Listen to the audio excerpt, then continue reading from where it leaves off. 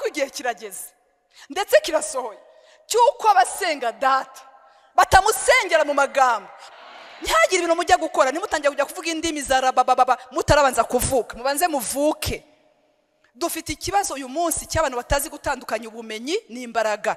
Murambabara mbivuge rwose, vino n'igisindisha. Murambabara mbabwire bakristo, iki gisindisha ni icyaha. Ni icyaha, nushaka ucyoroshe, nushaka ugisige. Icyo nkundira Imana, ifite amakamera akorera hose icyarimwe, kugira ngo rero imbaraga zigukoreremo zitari zimwe bahuha, zimwe bagira ngo ako bibaze ko tujya tugwa, kandi ni imbaraga z'Imana n'ukuri zirahuha pe, ariko ugahita usohoka ukajya kunywa byeri konje. Mariza mugenzi ngo urumva zarizo zuzuye kweli zirimo gukura cyangwa mwebwe musenga ibyo mutazi. Mumbabarire basi niyo rwose navuga iki cyonyine, ugomba kuzuzwa warabanje kuvuka. Abantu bazi ko kuzura umwuka wera ari blague. Kera twatujyana baje kutwigisha bakatubwira ngo muzamuke muvuge ngo haleluya. Ntabwo bipfa kumanuka. Ntabwo bipfa kumanuka bino bintu barabishaka. Bino bintu intumwa zamaze iminsi 10 mu cyumba cyo hejuru. Buriya niyo mpamvu Yesu utagomba kumuririra mu isashe nka bomba. Dukeneye imbaraga. Izi mbaraga rero ushobora kuvuga uti izi mbaraga ni icyuka kigenda. Dukeneye imbaraga kugira ngo tubashe kuvuga ubutumwa. Imana ihumugisha mushumba kubw'amagambo meza amvuzeho. Icyampa uko hasa nkarushaho gusa neza muri imbere. Imana ibahumugisha. Ndashimira Giporoso, murabizi ko dukundana kandi kubw'umushumba wanyu ukuntu abana natwe, ukuntu adushigikira. Ntabwo ari ibyavuba wenda, oya, hari ahantu wenda hirya no hino agiye agenda vuba, ariko twebwe ntabwo ari ibyavuba. Shize imyaka myinshi ministeri igiye kukwiza imyaka 16. Muri iyo myaka 16 ntabwo twigeze tumushaka ngo tumubure, kiretse afite impamvu zindi. Turashimira Imana rero ko umunsi ku munsi nimubona hari ukuntu dukura, mujye mumenya ko hari uruhare mu bifitemo, kuko umubiri wa Kristo ugenda wubakika biciye mu buryo bwinshi. Turabishimira rero, Imana imuha umugisha ndetse n'umufasha we. Mureke tubakomera amashi ayabo. Hanyuma rero mutadukunda umuturebe ryiza yajya abikwepesha ntitugaruke, ariko ndashimira Imana ko namwe mwadukunze. Imana ibaha umugisha kandi ikomeze kubagirira neza. Ntabwo naje jyenyine, hari abantu bamperekeje, hari inshuti dusengana, ariko hari n'abandi bacuti banjye tudasengana mu rusengero rumwe ariko inshuti. Nagira ngo bose bamperekeje bahaguruke mu babone, ariko abenshi turasengana. Amen. Aba nabashoboye kuba bahageze. Amen. Hari n'abandi bari hariya, harimo coordinator w'abakobwa Betty n'abandi batandukanye bari mu matsinda atandukanye. Amen. Yesu abaho umugisha. Nari mbakumbuye na mama Furaha, nari mukumbuye. Ubushize ntabwo nasanze yicaye hano, nasanze adahari. None ndanezerewe kumubona. Murakoze cyane, Imana ikomeze kubaho umugisha. Data mu izina rya Yesu, reka ntaba ari jye ahubwo izina ryawe rishirwe hejuru. Uri Imana igira neza, uri Imana idushoboza kugira ngo tubashe kuba ibikoresho bizima bishobora gutanga ibikwiriye. Mwami, ndakwinginze gito bashobora kuba bambonyemo nabasha gutanga giturutse kuri wowe. Ndakwinginze wowe ubwawe uzi imitima iraha, uzi iminsi yose batinze hano imbere yawe, barariye, bakiriye abavuga butumwa batandukanye, bumvise ijambo ryawe ariko nanone ritanzwe n'abanyabwenge batandukanye. Reka rero ntaba ari jye ahubwo izina ryawe rishirwe hejuru, mu izina rya Yesu. Amen. Pastor, ubundi nkunda gukurikira, iyo nzaza nkakurikira uko byabanje gato, ariko nakoze amakosa yo kutareba mbere, ariko teme ndayifite. Yesu ashimwe. Teme ndayifite, pastor yayimpaye kera cyane. Yesu ashimwe. Reka rero ngendere muri teme dufite muri iminsi 40, ariko nibaza ko wenda nabandi ari zo bagiye bavugaho ni bimwe, ariko turagenda twunganirana. Imana ikomeze ishirwe hejuru. Teme iravuga ngo imbaraga zidushoboza kuvuga ubutumwa. Imbaraga zidushoboza kuvuga ubutumwa, entre parenthèses hari sous-teme imbaraga z'umwuka wera. ari nozo tugiye kuvuga. Hanyuma ejo nanone tuzongera tubane. Haleluya. Tuzongera tubane. Ndumva turi burangize nka mu minota 45 ndintroduiza, ejo tuzakomeza. Amen. Reka dusome ibyakozwe n'intumwa rimwe. Ibyakozwe n'intumwa igice cya mbere, mutubabare komeza tuhasubiramo, niba n'abagenzi banjye barajya bahabasomesha tuzakomeza. Ijambo ry'Imana ntabwo risaza, uko risomye rigenda rigukoramo umurimo. Ibyakozwe n'intumwa rimwe ku murongo wa mbere kugeza ku w'8 turaza kuvuga kuri izi mbaraga. Haleluya. Ko mutavuga amen nk'abantu bamaze iminsi mu masengesho, ndabagira ntera. Yes ashimwe. Amen. Haleluya. Tugiye twakira n'abandi bari kuza, Imana ibahe umugisha. Ibyakozwe n'intumwa rimwe ku murongo wa mbere kugeza ku w'8. Muri Theophile we, muri cya gitabo cya mbere nanditse ibyo Yesu yabanje gukora no kwigisha byose kugeza ku munsi yazamuriwe mu ijuru, amaze gutegeka intumwa yatoranyije azitegekesha umwuka wera. Bivuga ngo nizi ntumwa ntago byari byoroshye kuzitegeka, ureze kuzitegekesha umwuka wera. Amaze kubabazwa ababonekera ari muzima, atanga ibimenyetso byinshi, agumya kubabonekera mu minsi 40. Haleluya. Mu minsi 40 abiyereka muri dimension nyinshi, avuga iby'ubwami bw'Imana. Ntabwo yavugaga ibindi, iby'ubwami bw'Imana. Ndasanga n'uwicaye uvuge ngo ababwira iby'ubwami bw'Imana. Iminsi 40 atababwira amakuru yo mu mujyi. Haleluya. Iminsi 40 atababwira aho ibirayi bigeze bihenda. Ariko mwavuze haleluya. Iminsi 40 atababwira aho imyenda igeze igezweho, atababwira ibihitinze mu mujyi, ababwira iby'ubwami bw'Imana. Ndashaka vraiment tuvuge haleluya. Nubwo n'abankabya muzihangane, ejo hazaza abandi, ariko mu nkundire mbakabirize tuvuge haleluya rwose. Wo ni jewe avuga iby'ubwami bw'Imana. Nuko abateraniriza hamwe abategeka kutava i Yerusalemu, ati ahubwo murindire ibyo data yasezeranyije, ibyo nababwiye, kuko Yohana yabatirishaga amazi, ariko mwebweho mu minsi mike muzabatirishwa umwuka wera. Nuko bamaze guterana baramubaza bati, mbese mwami, iki ni cyo gihe wenda kugaruriramo ubwami mu Bisirayeli? Ntabwo bari bakamenya ko ari ubwami bw'Imana, bumvaga ari igihe agiye kubasigira amaposte n'amapozisiyo. Uyu mugabo twakurikiye imyaka 3 kameme azansiga mbaye meya, azasiga vraiment hari ikintu kameme ansizemo, hariho pozisiyo runaka agomba kunsigamo. Bumvaga rero ari cyo gihe ubwami buje mu Bisirayeli. Nyamara iyo tugiye mu by'ubwami bw'Imana n'ubwami budusanga inaha. Haleluya, haleluya. Yesu ashimwe cyane. Ku murongo wa 6 ku murongo wa 6 mu bintu nkunda ndahakunda ko nasanze atari yagiye nyine munyantege. Ibaza abantu baromaranye nawe imyaka 3 pastor, ariko bavuga ati nicyo gihe waba ugiye mbega ugiye kurestrictira, ugiye kuzana ibintu bifatitse.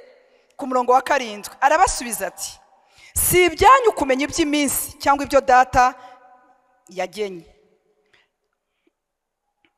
n'ubutware bwe wenyine.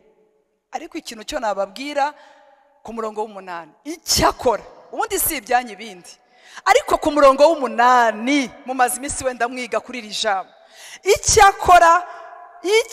Ega ndi muri teme yanyu mwuka byaramwe. Ariko ndahakunda, sinzi impamvu Mana, ndagushimira ko wangiriye ubuntu nkaza kwigisha aha. Icyakora muzahabwa imbaraga umwuka wera nabamanukira, kandi muzahita muba abagabo bo kumpamya i Yerusalemu ni Yudaya yose ni Samariya no kugeza ku mpera y'isi. Ndongera akantu kanjye k'icyenda ngo amaze kubabwira atyo ngo azamuka bamureba, arakomeza arazamuka ngo igicu kiramuba kingiriza. Haleluya. Yesu ashimwe. Aravuga ngo icyakora muzahabwa imbaraga. Tugiye kuvuga ku mbaraga z'umwuka wera. Ibintu by'imbeho mubivemo. Tugiye kuvuga kuri izi mbaraga zidushoboza kunesha icyaha, zidushoboza guhagarara, zidushoboza kunesha, zidushoboza kugenda muri iyi si igoye, zidushoboza zikazadushoboza kugerayo. Haleluya. Arabwira ati nimumara kwakira izi mbaraga muzaba abagabo bo kumpamya. Aha ntabwo havuga ngo abagabo bo guhamya. Uyu munsi turumva amatemonyage menshi, mignonne uko navutse, nkunda gutanga ubuhamya, abakozi b'Imana batanga ubuhamya aho bagiye bava, uko Imana yabavanye ku cyavu, ariko guhamya yavugaga si ibyo. Yaravuga muzaba abagabo bo kumpamya. Sinzi niba nabivuze neza. N'abagabo bo guhamya Yesu. Ntabwo ari abagabo bo guhamya témoignage zisanzwe nubwo zikenewe, ariko tugomba kubanza kumuhamya, tugahamya uwo ari we, tugahamya ibyo yakoze, tugahamya ubuzima akora muri twebwe, tugahamya uburyo yadukuye mu cyaha, tugahamya Yesu. Bwana sifiwe. Haleluya. Ni byiza ko ufite témoignage, ni byiza ko wanditse ibitabo bikomeye, ariko ukeneye guhamya Yesu. Muzaba abagabo kumpamya. Kuki izi mbaraga zari zikenewe? Ndumva nshaka twiganirira.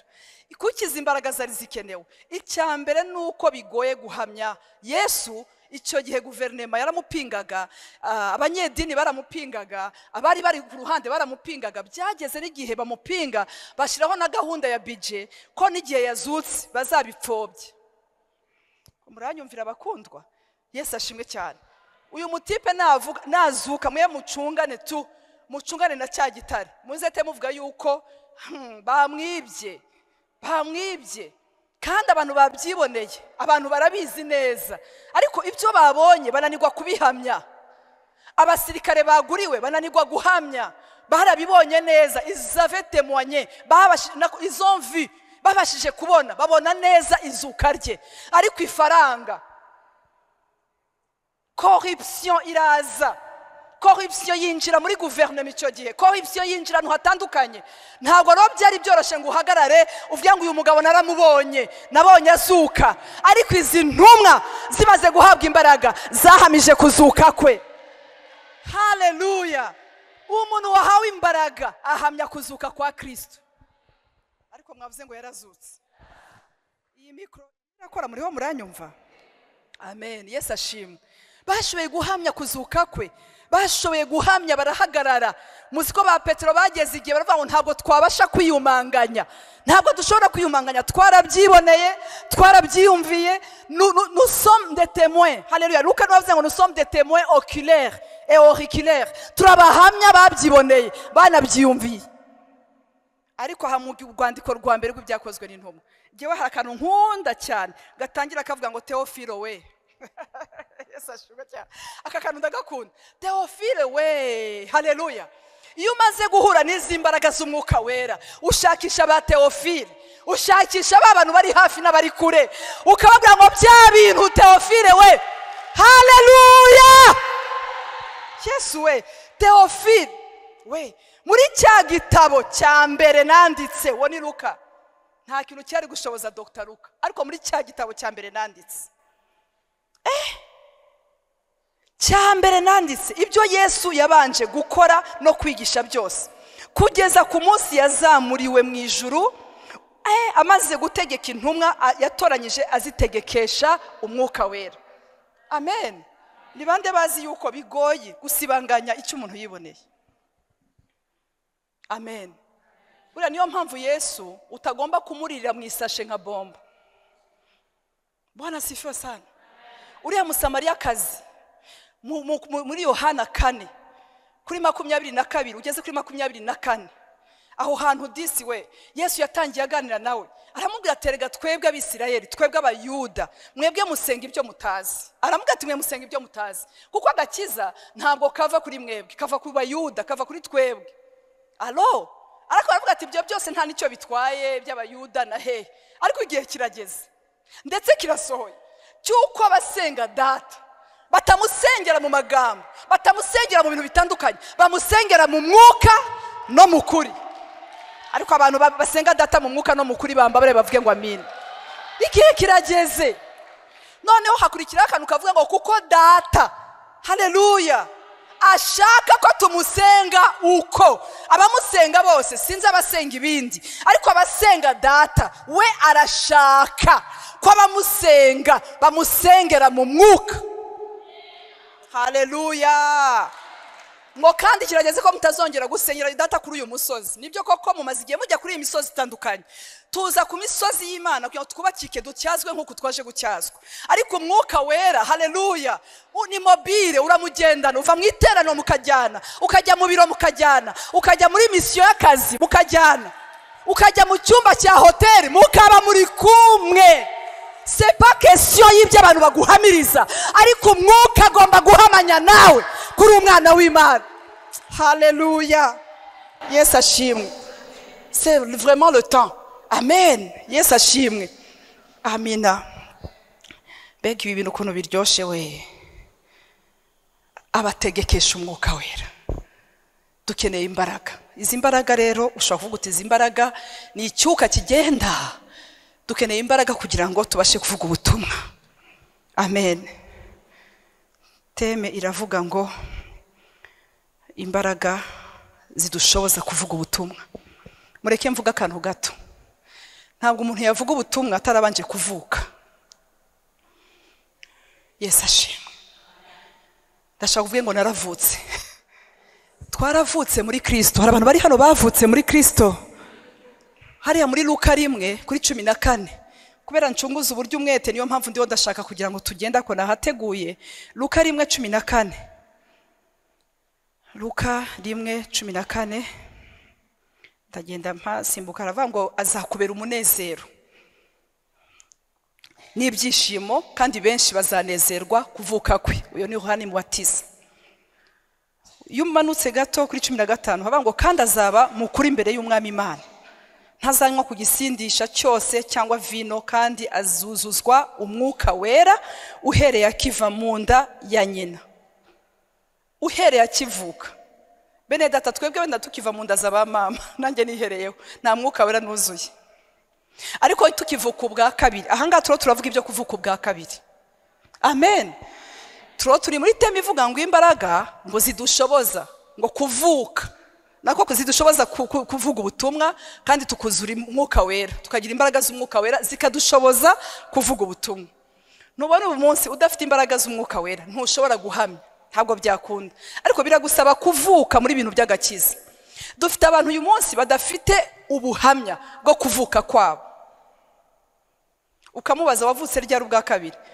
Urabona nsengera kuri Women Foundation, ya kandi vraiment apostle yaransengeye, urabona ndi umukuru w'itorero niho nsengera. Oya, wavutse gute? Wavutse ryari? Mureke ngo nitwaze inyigisho y'Abanyarwanda bavuga ngo umwana apfira mu iterura. Akagacerere ndagakunze. Umwana apfira hehe? Mu iterura. Urumva nibyo koko, bakakubaza ngo nukuri wavutse ubwa kabiri ryari? Ngo ariko urashaka iki? Ngo papa n'uwigahini. Ko mwambabare kwe. Yes ashimwe cyane. Papa n'uwigahini, mama nabo nibo batangije misiyoni ya hariya, nibo bayiyoboye. Umva umwuka wera umanuka hariya, ababyeyi banje bari bahari. Oya, tubabarire. Tubabarire natwe banyogokuru barabuvuze, ariko twarivukiye. Ariko hagize abantu bavuga ngo ivukire. Haleluya. Ugomba kuba témoin wo kuvuka kwawe. Ntabwo ushobora guhamya Yesu udashobora guhamya ukuvuka kwawe. Nta nubwo wahamya umuzuko utarahamya uburyo wavutse. Umuririmbyi yararirimbye aravuga ngo sinzibagirwi ubwo Yesu yinjiraga muri jye, none mu mutima wanjye huzuye. Haleluya. Nukuri nigitangaza, nukuri nigitangaza, kuko nahawa gakiza kubuntu. Haleluya. Nigitangaza, nigitangaza, je munyabyaha nahawa gakiza. Undi muririmbyi aravuga ngo umunsi mwiza nibuka n'uwo nakwemereyeho yambereye umucunguzi nge nkwizi ibyawe nishimye singize Yesu wanyogeje ibyaha. Urumva kugira ngo mbashe gukwirakwiza ibye nge nkwiza ibye nishimye ngomba kubanza nkibuka umunsi. Ariko mwavuze ngo amena. Ndashaka kuvuga ngo uyu munsi ndasohoka n'imbaraga zinyibutse umunsi. Haleluya. Uwo munsi wibutse bizaguha gukomeza. Haleluya. Duhura n'ibintu bigoye. Umurimbyi yaravuze ngo nyura mu misozi, nyura mu mataba, aho hose niko harusha umutima, njya nsaba Uwiteka kugira ngo amfashe, Uwiteka nawe ntatinda kunywa. Ayo misozi y'amataba nawe ndibaza ko atari jyenyine tubicamo buri munsi, ariko ikidushoboza iyo twibutse wa munsi. Mumbabarire basi niyo rwose navuga iki cyonyine, ugomba kuzuzwa warabanje kuvuka. Uyu mwana azavuka yitwa Yohana. Icya mbere uravuka, icya kabiri hari icyo uvukiye, icya gatatu uruzuzwa umwuka wera ugahabwa imbaraga, noneho icya kane ukerekanwa mu Bisirayeli. Turaza kuhasoma. Amen. Yesu ashimwe. Azakora iki? Azaba umunezero n'ibyishimo navuka mu kuvuka kwe. Haleluya. Azavuka narangiza ababere umunezero, ababere n'ibyishimo. Wari uzi ko utagomba kuba igiti gishaririye muri iyi si? Amen. Ugomba kuba umunezero, ukaba ibyishimo ahantu uri. Haleluya. Rero yaravutse. Aya ni amagambo marayika yabwiraga nde? Zakariya. Uyu muhungu wawe azavuka ariko azaba umunezero, azaba ibyishimo. Ikindi ntabwo vino n'igisindisha cyose, ntabwo Bibiliya yavuze ngo igisindisha kimwe, igisindisha cyose ntabwo kizagera mu kanwa ke. Abantu bazi ko kuzura umwuka wera ari blague. Kera twatugira abantu baje kutwigisha bakatubwira ngo muzamuke muvuge ngo haleluya. Ntabwo bipfa kumanuka. Ntabwo bipfa kumanuka bino bintu barabishaka. Bino bintu intumwa zamaze iminsi 10 mu cyumba cyo hejuru. Haleluya. 10 jours. Yesu ntabwo bari kubishobora, bagiye gutegereza. Avuga ati mwebwe mugende mu ngoye, ntihagire ikintu na kimwe mukora mutarabanza kuvuka. Ko mwavuze ngo amina. Ntihagire ibintu mujya gukora nimutangiye kujya kuvuga indimi za rabababa mutarabanza kuvuka. Mubanze muvuke. Dufite ikibazo uyu munsi cy'abantu batazi gutandukanya ubumenyi n'imbaraga. Dufite abantu bafite ubumenyi muri theology, dufite abantu bafite ubumenyi muri secteurs zitandukanye, dufite abaririmbyi bafite ubumenyi, dufite abaprotokole bafite ubumenyi, dufite ubumenyi. Nibigera mu bumenyi ntabwo bizakora, kuko abantu abafite ubumenyi baruzuye. Ariko ikintu kizadutandukanya nubwo natwe tuzi bimwe na bimwe, ariko kizadutandukanya n'abandi, ikizatuma bagutandukanya n'abo muturanye babizi babyize, ni imbaraga z'umwuka wera. Wanasifiwe. Ariko uyu muhungu ngo azuzura umwuka wera akiva mu nda ya nyina. Haleluya. Ndashaka kukubaza, ukivuka wuzuye umwuka? Dore ko nareho randeba. Reka batera inkuru. Kuzura umwuka muzi ko burya ngo Pentecote yararangiye kera mu byakozwe n'intumwa 19. Paulo yageze ahantu asanga abatipe abagabo nka 12, abagabo bazima n'ukuri pe bavuga ibya Yesu 10 bari ahantu. Arababaza ati ariko mwaba mwarigeze kumva iby'umwuka wera? Mwigeze mwuzura umwuka wera? Baravuga ati ayo makuru ntayo tuzi, ayo ngayo rwose yo byo kuzuzwa n'iki ntabyo tuzi. Arangije arababaza ati ariko se noneho mwabatijwe uwuhe mubatizo? Bivuga ngo niba warakijijwe muri Yesu, umubatizo ugomba kuzuzwa. Haleluya. N'umwuka wera. Uw'amazi ni mwiza, haleluya, ni ikimenyetso cyiza, ariko umubatizo w'umwuka wera turawukeneye. Ariko ngo uyu mwana Yohana akiva mu nda ya nyina azahita yuzura umwuka. Azuzura umwuka akiva mu nda ya nyina. Hari abantu bamaze imyaka 40 mu itorero. Haleluya. Ni ukuri itorero rimwe imbaraga z'Imana ntituzigere tublaminga church. Imbaraga z'Imana bakatwigisha ubuntu bw'Imana bukamanuka, ariko akamera nka ryabuye. Sinzi kuru bajya baryita ryabuye riba mu mazi rigatinda. Intaza abazi Kinyarwanda ni intaza.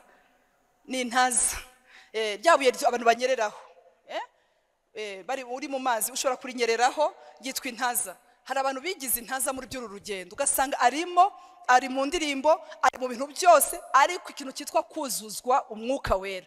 Wagira ngo ni ibintu yumvira abandi, bino bintu baba bakora, ibintu baba barimo, ibintu bihaye byo gusenga bakiriza iminsi 40, ugasanga ibintu byose abishira muri logique. Wowe ukagira ngo ni ubwenge, ariko mu by'ukuri ni amazi y'umwuka wera, ni umubatizo w'umwuka utarabasha kugeramo. Rero aramubwira ati uyu muntu azuzura umwuka wera. Kubera iki? Misi afite ntabwo azayishobora. Ubutumwa ashaka gutanga ntibuzakunda, ibyo ashaka kugeza ku Bisirayeli ntibizemera, ariko adafite umwuka wera. Ariko hamwe no kugira ngo uyu mwuka aze, ikintu kizamurinda kugira ngo uyu mwuka wera abe muri we, nuko vino n'igisindisha bitazaba muri we.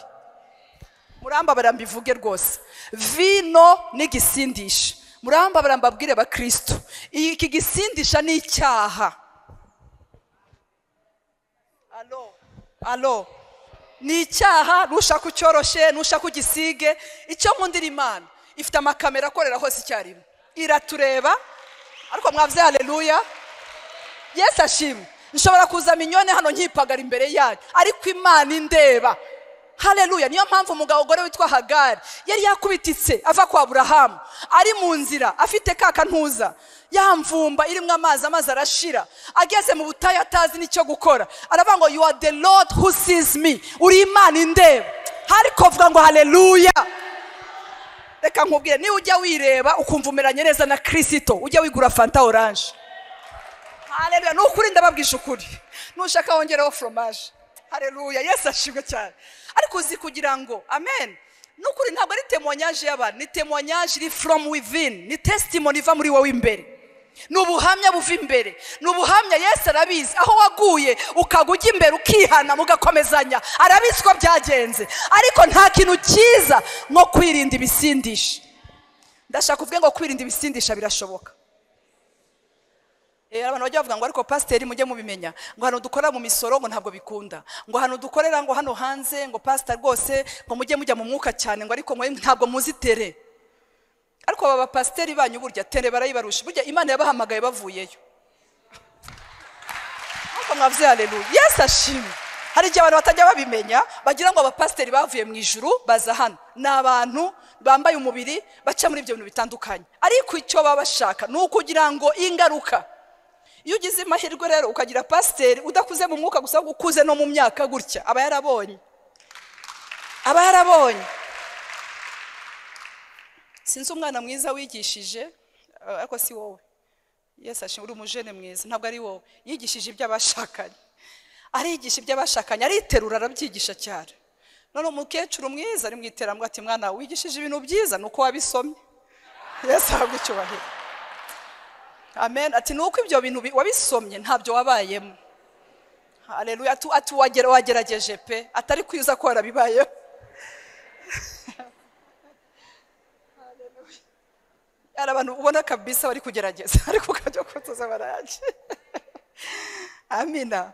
Kabona umuntu ari kwigisha ngo amahame 7 ngo yo kuyobora itorero, kabona nta nubwo yigeze ayoborana niba turi. Ariko mwavuze ngo amina. Yesu ashimwe. Mbo nukuri sugupinga vraiment. Yesu ashimwe, ndabakunda cyane. Amina. Vuga ngo kuvuka. Yaravutse arangije aruzuzwa umwuka wera. Amen. Murebye kuri 80, Luka 1:80 haravuga ngo uwo mwana arakura. Ni kuvuga ngo hamwe no kuvuka ntabwo wavuka ngo ntukure. Kugira ngo rero imbaraga zigukoreremo zitariza zimwe bahuha, zimwe bagira ngo ako bibaze ko tujya tugwa, kandi ni imbaraga z'Imana n'ukuri zirahuha pe, ariko ugahita usohoka ukajya kunywa byeri konje. Mariza mugenzi ngo urumva zarizo zuzuye kweli zirimo gukura cyangwa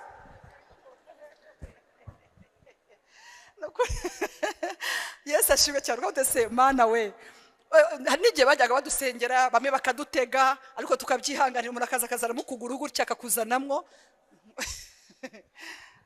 undi ukamubwira ati ese n'ubu ufite imbaraga z'Imana koko niba zihari wahagarana hariya kure ugasengera aho abantu bari bikaba, ariko niyo wagwa noneho hari izo ngiye kukubwiza ukuri, I'm sorry, niyo wagwa ari izo, ariko icyo ubaye nyuma yo kugwa nizo mbaraga.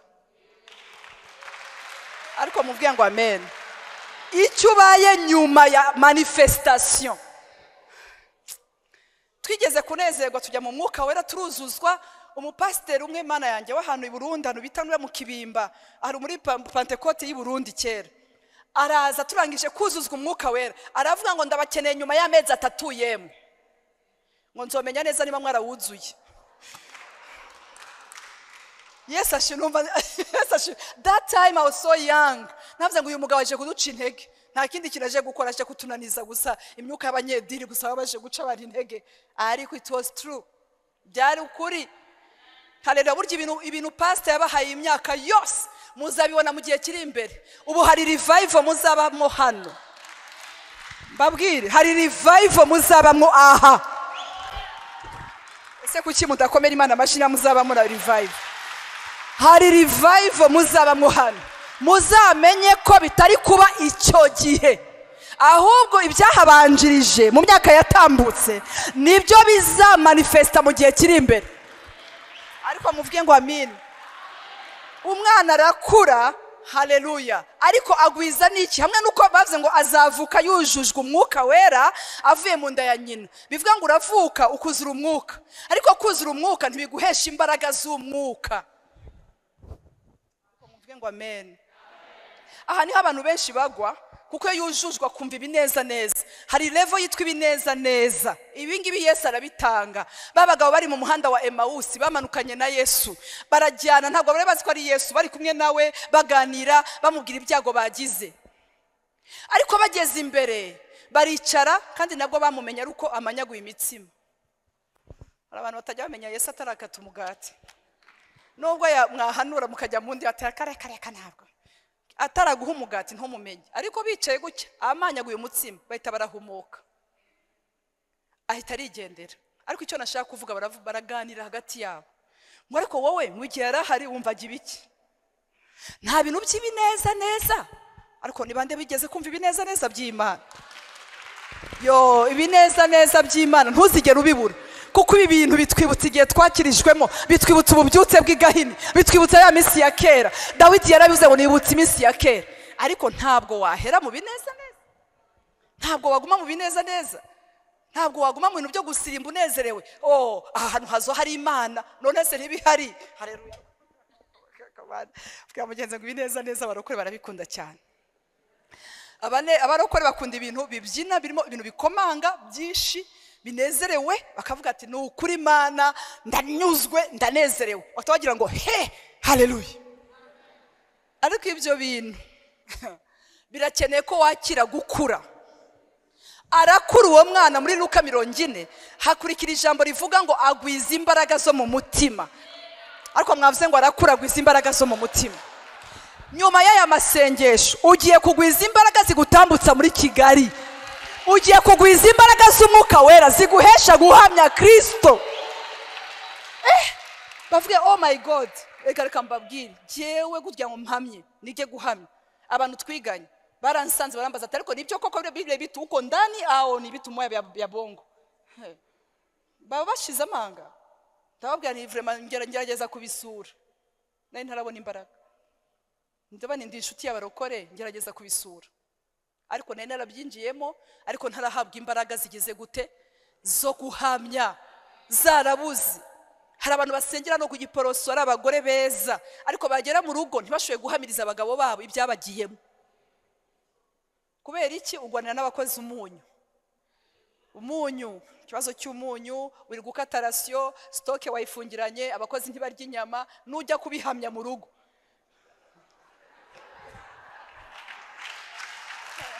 Yes, ashimwe ko bimeze. Abantu ba mbere, urumva umuntu akijijwe aravuga ati family yanjye niyo gravity, nibo abantu ba mbere bakumanura bakagusubiza inaha ku isi. Yego wabyinye kusabe koma. Haleluya. Urumva ko Bibiliya ivuga ngo umuntu udashobora gutunga abo mu rugo rwe abagaburire abamenye abafashe ari kure y'abizera nuvuga ngo ibyo kwizera byo ntabwo biraza ntabwo aravuka mu by'ukuri amen uzi kugira ngo umuryango wawe ukubone uri gutanga kawunga kuri social media muri stock ari zero hanyuma nawe ngo ujye kubihamya ntabwo bavuga barakureba gusa yego disi we bino bintu birimo indushi kabisa urimo Haleluya ukumva ufite isoni ariko reka mbabwire nibazakubeshe it's a process uko tugenda tuza twumva ijambo tugahinduka rikaduhindura muzabona bihindura ibintu bikomeye cyane muzabibona bihindura ibintu bikomeye jewe reka mbabwire nakundaga mugongo wazi hano ntabwo ari mu nda hari wazi pastor ni mugongo noneho mugongo wazi ni kubera ahantu twakuriye i Burundi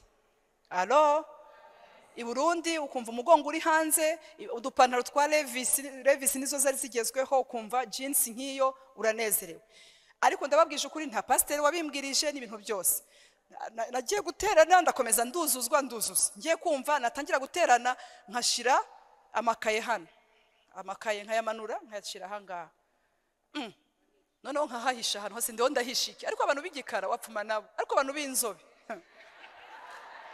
abantu b'ibikara bari exonere ariko twebwe b'inzobe ntabwo biba byoroshe noneho waba uri wicaye gutyo ukajya kubona ukana biranze noneho ngiye kumva numva umwuka wera arambwiye ati urarwana n'iki n'amakaye wamanuye wamanuye ariko mwavuze haleluya wamanuye bikarangira sinzi ukuntu umugongo uri vide wagiye ntabwo mbizi n'ukuri ariko Imana nayo irabonera kugeza n'ukuri pesike nire mwaka ugashira nta karuje amen haleluya gasobanutse kavre abuna bashiraho utuntu turaho gusa two kwikomeza kugira ngo Yesu nawe atazatubonera ariko Yesu ashimwe cyane haleluya ariko n'ukuri vuga ngo imbaraga umwana arakura ijambo gukura rifite imbaraga nababwiye ko icyambere ari ukuvuka icya kabiri arakura bene datagukura ntabwo wakura udafite ibiryo bigukuza ni kuvuga ngo iyo muje no kahandi juru mukaza gusenga gutya murarya amen ikindi bigeragezo ni ibintu byiza birimo vitamine zikuza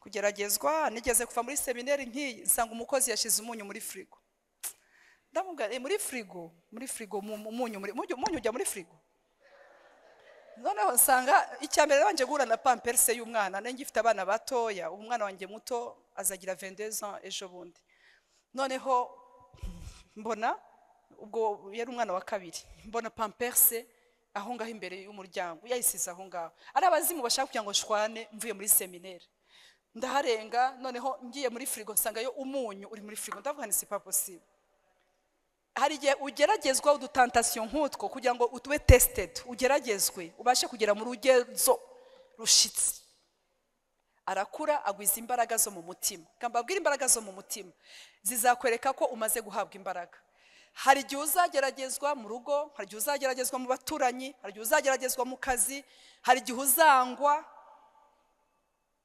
hari igihe bazavuga ngo ibyo uhanura ntabwo ari ibyo hari igihe uzavuga ngo indi muvuga ngo ntabwo bazemera nanicanye n'umugore umwe muri full gospel kera arambwira ngo indi mizarunaka sinzemera twari bikuri twembe twicaye mu iteraniro twicaye nk'ari inyuma arambwira ati nemera hari umupasiteri witwa Kasongo wabaga muri full gospel ati za Kasongo ndazemera atari kwizuriya mupasiteri sinshaka kumuvuga kugira ngo adakomereka ati za pasiteri runaka minyo ati wowe wumva bimeze bite ubwo nanjye rero nene ntarabwa imbaraga zo gucyaha umbwiye utugamba urumva nari maze kubona zitasebya ariko ntarabona neza izitumva ku buryo nyuma naje guhabwa izituma udashobora kumbwira ibyo bintu ndibuka ko Imana yaje kumbwira ngo amatwi yawe ntabwo ari pubere ndavuga Mana ni ukuri pe ndavuga ngo izi nkuru bene data ntihazagira ukubesha izi nkuru ziraryoha izi nkuru zo kuvuga barepese uko bari bambaye pasiteri ukuru yigize yipashije muremure nka mignonne ibyo bintu biraryoha ibyo bintu biraryoha kubiganira muri mu modoka muri kunywa ka cyayi wahanye mukavuga ati ariko wabonye ukuntu abakuru b'itorero bipashije barebare biraryoha koko ariko iyo umaze kuzuzwa imbaraga z'umwuka wera urabizinukwa biragenda ibyo bintu biragenda. Haleluya. Uwo mugore twe twicaranye aho ngafise indimi zuriya zitwaye iki wenda uri ari kuvuga igitaliyano uri ari kuvuga ibindi. Hari umukecuru wajyaga wuzura umwuka wera mu bibare akavuga igitaliyano rero nta wamenya mushaka kunegura ibintu utanazi igitaliyano sinkizi ariko dukeneye imbaraga zo mu mutima zizatuma tubasha kunesha ibyo. Amaze kubona imbaraga zo mu mutima ngo aguma mu butayu. Reka mbabwire ikintu kizakwereka umuntu wahawe izi mbaraga aremera agategereza mu butayu. Iyi si ndayihuza n'ubutayu. Ubutayu turimo naha hanze buriya uri hano mu rusengero umuntu wese arakizwa hano. Ratubona ntakijijwe. Sibyo bakundwa. Hano turakizwa ariko hahanze n'ubutayu harimo ibintu bitandukanye.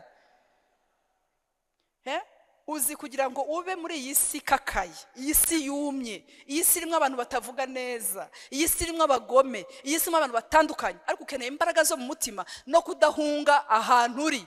Iyi si rero tugomba kuyibwiriza Kristo bakamenya Yesu, tugapiya Satani abantu Imana ishaka, tukabazana mu bwami bw'Imana, tukavuga ubutumwa. Ariko akantu kantangaje nuko Yohana yagumye mu butayu. Ese waba ufite umwuka wera, ufite amavuta, ukaguma mu butayu ukagumaho? Ubundi ntwaba urembeje abapasiteri barambonera agenda ndirevera ibintu mfite ntabwo byaguma hano muri ubu butayu. Ariko Yohana amaze kuzura, amaze kugwiza imbaraga, yagumye mu butayu kugeza ubwo ngo yerekanywe mu Bisirayeli. Ariho teme dufite iri kugira ngo werekanwe uvuge ubutumwa ugende usange. Si ngombwa ngo ujye kuri social media, igihe cyose ukiri mu butayu mu baturanyi bawe ahantu hatandukanye wabwira abantu Yesu. Alo, Yesu ashimwe. Ikindi ushobora no kurenga kubabwira Yesu ahubwo wowe bakakubonamo Yesu. Yesu ashimwe. Yesu nashimwe. Kugeza ubwo yerekanywe mu Bisirayeli. Vuga ngo ngiye kwerekanwa. Ese murahari inshuti zanjye? Izo mbaraga mwiteguye kuzakira? Izi mbaraga z'Imana. Noneho uyu Yohana arabwirwa ngo uyu mwana Zakariya abwirwa ngo azaba mu bubasha, azagira umwuka wera ko azaba mu bubasha bwa Eliya. Azagendera mu bubasha bwa Eliya. Alo, vuga ngo ububasha bwa Eliya. Bene data, Eliya ni bande bazi ko yajyaga gusa afata ikirere akagifunga ubundi abantu bose bagategereza, akagifungura yasenze. Amen. Uyu mugabo burya abantu bafite imbaraga z'umwuka wera nta bintu bibatera ubwoba. Nta muntu ukubwira ngo urabona ngo nukomeza kuvuga biriya bintu byawe ngo tuzaye uko tukugenza. Eliya yaravuze ngo the Lord for whom I stand for, Imana iyo mpagarariye. Yari yarabaye representa w'Imana muri iyi si. Ko mwambabariye mukavuga haleluya. Uzi kugera mu rwego wumva uri representa w'Imana ata cyangombwa cya RGB aho uri mu rugo rwawe. Reba mu byumve neza, sindi kubabwira gutangira amacaci, ndavuga aho uri mu rugo rwawe ukumva representa Imana. Ku kazi bagira gutya uri umukristo usanzwe, nta nubwo uri umudiyakoni wenda wiremera, ariko bakavuga ngo hariya hari umukristo ukorera muri contability, ahagarariye Imana muri contability. Ariko mwavuze ngo amen. Hano dufite Eliya. Muzi kugira ngo ugire imbaraga z'Imana n'abami babimenye. Muzi ko umugabo w'umuhanuzi wundi utari uzifite witwaga Obadiya yigeze guhura na Eliya baraganira. Eliya aramubwira ati genda ubwire umwami ko ndi hano, genda umubwire ko ndaha. Obadiya aramubwira ati we ntabwo uzi ibyawe, ngiye kubwira umwami ntabwo uzi ko imbaraga z'Imana zijya ziza zikaguterura zikakujyana. Ninjya kumubwira ngo uraha nkasanga wagiye. Ariko mwavuze ngo haleluya. Ni imbaraga zikaguterura mu kibazo zikagushira ahantu hakwiriye, ziguterura mu bimenyerewe, zikagukura mu cyaha, zikagukura mu kamenyero, zikagukura mu kintu kimenyerewe. Haleluya. Mumbabarire mukomere Imana bashivremo. Yesu ashimwe. Imbaraga z'Imana. Ibaze kugira témoignage y'umuprofete mugenzi wawe. uyu Obadiya nyine yari afite umutima mwiza, yari umuhanuzi ufite umutima mwiza, ubanza yarashinzwe hari sociale cyangwa sinzi kuko abahanuzi beza rwose nubwo batagira imbaraga zisengera gripe igakira, ariko bagerageza no gukora imirimo myiza. Wowe unaniwe gusengera abarwayi ko urabizi ariya tuya tuvuga ngo urabona bene data ngo ari revival nta iraboneka, kambabwira impamvu itaruzura. Iri personal mu buzima bw'umuntu, ariko ubirebye n'ukuri, ubirebye mwe murabona koko ihari, irahari kweri, bakigukangurira kuza mu materaniro. Haleluya. Tukivunika gutyo usi nizi ugira ngo tuzanavunika, muzayamuzuzwa vuba, nuko bimeze. Amen. Imbaraga yarazifite Eliya. Uyu mugabo ntabwo navuga ibye, ariko ngo Yohana azagendera mu bubasha bwande, vuga ngo bwa Eliya. Mwari muzi ko natwe ubu ngubu hari ububasha Imana idutegerejemo nk'itorero ry'Iremera, idutegerejemo kugira ngo duhaguruke tubashe gutwara ubutumwa bwiza, tubashe guhagara mu gihe kibi. Hari abantu byavuga ngo urabona ngo ntitwavuga Imana mu gihe kibi. Eliya yari mu gihe kibi. Uzi igihe hari umudamu witwa Yezebeli ushobora kubwira umugabo we yaryamye turarizwa n'iki, mukemurira ikibazo, mukemurira, urarizwa n'uriya, urarizwa na Naboti umuntu w'umwami muzima, ariko mbigukemurire. Ashaka ibigabo by'ibibandi by'ibibandi bijya gutera amabuye Naboti paka kadaye. Abagore nk'abo bari bahari icyo gihe. Mugira ngo ubugome buje none, ntabwo ubugome buje ubu. So ndashaka kubwira ngo ubuze imbaraga. Nitubona imbaraga tuzanesha ba Yezebeli. Nitubona imbaraga tuzabasha guhagarara muri iki gihe kandi tuzanesha mu izina rya Yesu. Haleluya. Ndumva ngeze ku musozo. Hasigaye iminota 4 rwose, nsigaje 4. Nine. Amen. Nsigaje iminota 4 nkarangiza. Dore na Yesu yasize atabirangije ibyo yavuze. Amen. Haleluya. Ari gihe abapastor tuvuga ukajya ngo turashaka ngo tubirangize kandi ntabwo byarangira, hari abandi bazabivuga. Amen. So Imana ibaha umugisha, Imana ibagire neza, irashaka kuduha imbaraga zayo. Tuvuze ku mbaraga zayo, wavuga ati se izi mbaraga z'Imana turazikeneye ko mbona tuzifite nyuma y'iki gihe. Reka mbabwira abantu babanye na Yesu imyaka itatu. Si ishuri rya theology ryujuje ibyangombwa, babana na Yesu, ariko transformation yabaye muri 40 jours ntahihuriye na 3 ans. Ntabwo numvise ko babyumvise. Pastor ibaze iyi minsi 40 babanye abiyereka mu bimenyetso byinshi. Uzi ko bakiriyemo imbaraga zirenze iza 3 ans.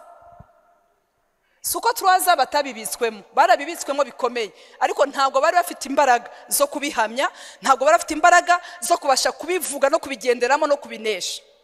Ku buryo Yesu agiye, tekereza uri pasiteri mukuru ugapfa wabibwiye abantu, ukajyahamagara komite ukayibwira uti ngiye gupfa. Sasa mirabawomba ndabasaba ikintu kimwe, muzihangane, muzakomere, muzagire gutya ni 3 iyi 72 heures.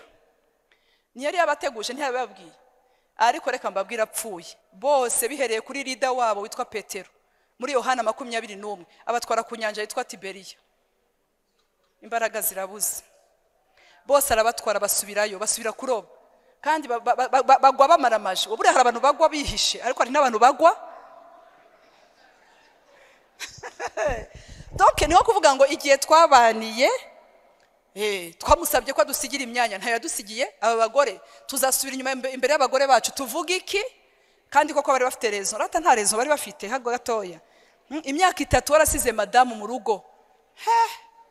Niho ubona abantu batajya kuvuga ngo imiteka ngo bateka mutwe babarokore ngo badushoye mu bintu.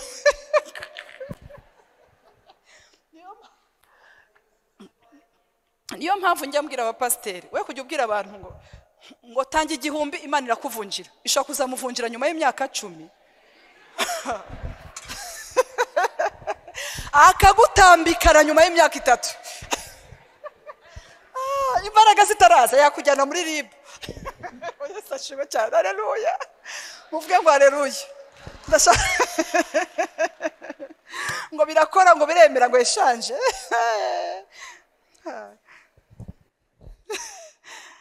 Amina. Ariko Yesu nyiri imbabazi kuko yagombaga kubaha imbaraga. Uti imbaraga, vuga ngo imbaraga. Araza basanga hehe? arababonekera he ku nyanja y'Itiberiya araza arabasanga ariko Yesu ndamukunda abasanze arababwira ngo ni amahoro ariko dufite Imana idahahamura mwuka byaramo ariko mwambabare tukayikomera amashi